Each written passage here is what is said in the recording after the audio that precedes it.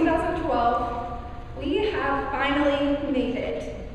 We have persevered through the awkward years freshmen, the roller coaster of years sophomores, the grueling year of chemistry and algebra 2 as juniors, and we have made it through the senioritis of senior year. High school is such a wonderful time to grow in the Lord and to have our faith tested. But hard times still do come with what is good. Our grade has been through lots of heartbreaks and trials. Whether it has been divorce, sicknesses, death of family members, broken relationships, or anything else, we have all faced it and supported each other with God's help. Although these times have affected us and others, look where we are now. We together have made it through those trials, and we will be walking across that stage at Bellevue in a few days, making a lifelong accomplishment and memory. We have learned that we can grow stronger in these times of trial and discomfort.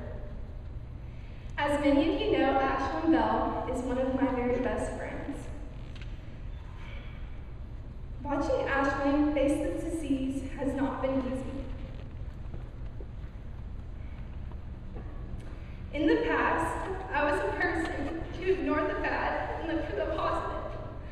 And although that is not a bad way to be, sorry. So I learned from this situation that sometimes we have to look into the bad in order to find the true positive. It's been scary for me, sometimes hard to encourage Ashlyn, but I have found God giving me words even when I don't know what to say. I've constantly found myself asking God why He let such a horrible thing happen to such a wonderful person so on fire for the Lord. And although I still do not know the answer to this, I know that hard times like this shows us Christians our own desperation for a Savior. It shows us how much we need Christ to get through our hard times and to become stronger. One thing I do know about Ashlyn is that God is always with her, comforting her, her family, and everyone who knows her story. I know that even though I have been on this journey with Ashlyn, God has shown me who I can and will be in the future.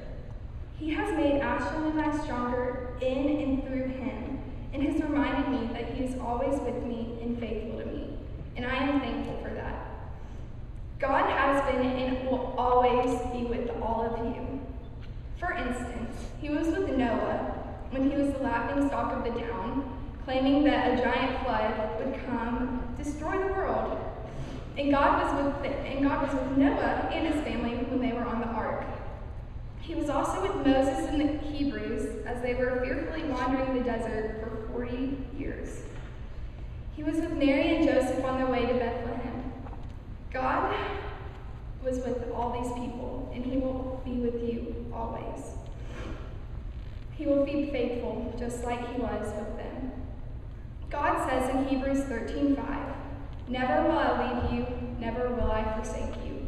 He will go with us as we leave CHS and prepare us for our lives ahead. One day, 30 years from now, we will look back on these hard times in high school and realize that those trials that we had been through had prepared us for the next stages in our lives. It's really hard, especially for me to say it, but we will be just like our parents looking back on their own glory days. You know the stories I'm talking about. Ones like how they had to walk 10 miles through 2 feet of snow to get to school and back. Well, we, in some point in our lives, will be like them, proud of what we've been through, and able to look back at our lives and see how our time at CHS had prepared us and how God was with us every step of the way.